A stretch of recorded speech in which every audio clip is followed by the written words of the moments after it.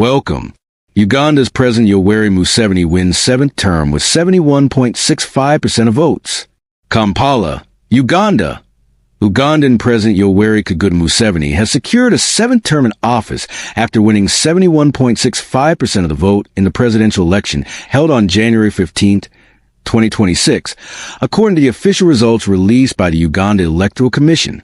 The announcement was made by Justice Simon Byabakama, chairperson of the Electoral Commission, who declared Museveni the winner after a tally of votes from polling stations across the country.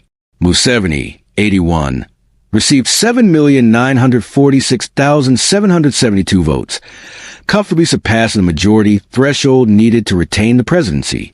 Opposition rejects results as unfair.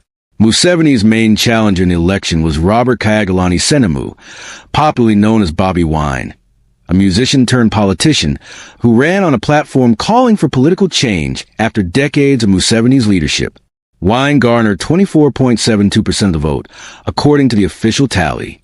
Wine has rejected the results as fake and unfair, accusing the government of engaging in widespread electoral fraud, including alleged abductions of his polling agents and state interference.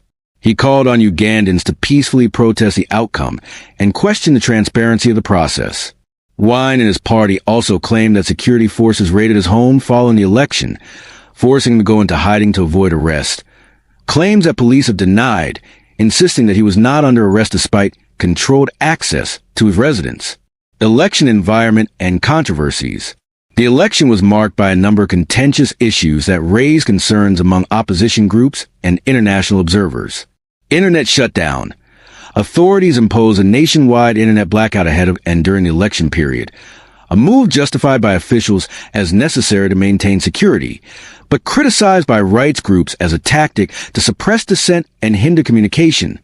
Technical failures. Biometric voter identification machines, widely demanded by pro-democracy activists to prevent fraud, failed at many polling stations, particularly in urban areas such as the capital Kampala. As a result, election officials reverted to manual voter registers, a step that critics say undermined confidence in the integrity of the vote. Security presence. The election took place under heavy military and police presence, especially in regions considered opposition strongholds.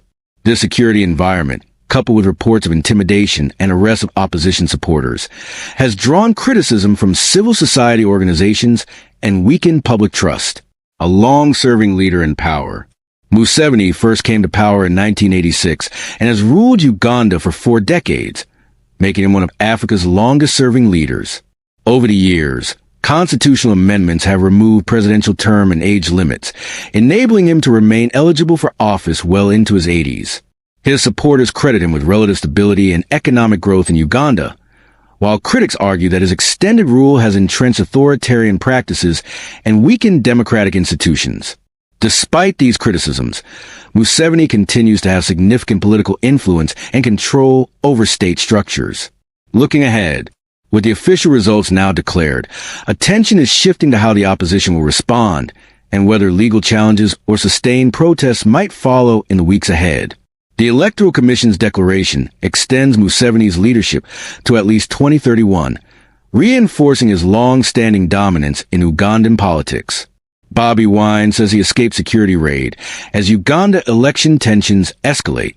Kampala, Ugandan opposition leader and presidential candidate Robert Kyagulanyi Ssentamu, better known as Bobbi Wine, says he escaped from a nighttime security operation on his home in the wake of Uganda's disputed January 15 presidential election, deepening political tensions in the East African nation.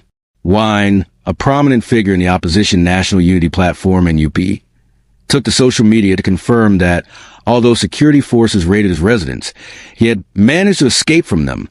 He announced that he was not at home and in hiding for his safety, while security forces were searching for him. Last night was very difficult at our home in Majir, Wine wrote, describing how military and police officers raided the property, cut electricity, and disrupted surveillance cameras, with helicopters reportedly overhead.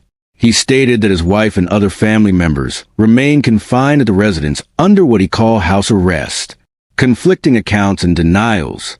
The Ugandan police and military have strongly denied claims that Wine was abducted or forcibly detained following the raid. A police spokesperson said Wine was not under arrest and was at his home earlier in public statements that contradicted the opposition's narrative. Authorities have dismissed the reports of abduction as misleading, and Uganda's ambassador to the United States labeled some media accounts as fabricated, insisting no helicopter or covert operation occurred at Wine's residence. Election context and rejection of results. The raid and Wine's subsequent escape occurred against the backdrop of a highly charged election in which long-serving President Yoweri Museveni was declared the winner with a commanding lead. Official results show Museveni with roughly 71 to 72% of the vote, giving him a seventh term in office, while Wine trailed with about 24%. Wine and his supporters have rejected the results as fraudulent, accusing the Electoral Commission of ballot stuffing, intimidation, and the detention of opposition polling agents. They also criticize a nationwide internet blackout implemented on voting day, which Wine said contributed confusion and rumors about his whereabouts. Political fallout and international scrutiny. The incident has drawn both domestic and international attention, with observers and rights groups questioning the fairness of the election and the apparent heavy-handed response by state security forces toward the opposition. Reports from multiple news agencies also note violence around the election, including deaths and arbitrary arrests in various parts of the country. Despite the conflicting narratives, Wine's declaration that he escaped the raid and is evading capture underscores the deep mistrust between the opposition and the government as Uganda confronts the fallout from another controversial election. Thank you for watching. For more content like this, please subscribe to the channel. One Zambia, one nation, one people.